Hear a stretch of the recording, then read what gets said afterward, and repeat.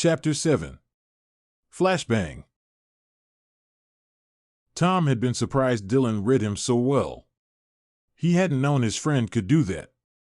And he was thrilled by what he'd left behind. Gotta love that guy. He looked down at the 2 flashbangs in his hand. Where Dylan picked up the stun grenade was of no consequence to Tom. Now that he had them, he was going to use them. The battle raged at the house, but Tom kept his mind on his own war. He needed to believe Dylan and Wade had theirs in hand. It was the only way Tom would get through this one. Sweat ran down his body and nausea threatened as he fought the sick, first with weapons then hand to hand. He tried to keep Weston's army at firing distance, but it hadn't worked. They were upon them. The infected Tom fought hand-to-hand was tough, but Tom was finally getting the upper hand.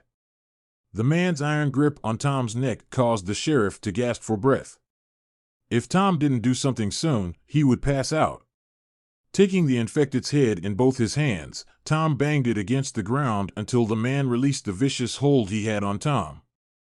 Then, taking advantage of his upper hand, Tom quickly zip-tied his wrists and ankles.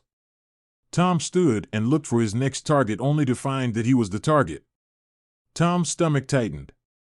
3 sick held guns on him and his men.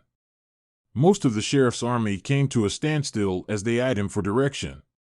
"Weapons down, hands up," said the infected, taking the lead. Dylan's explosion near the house startled everyone.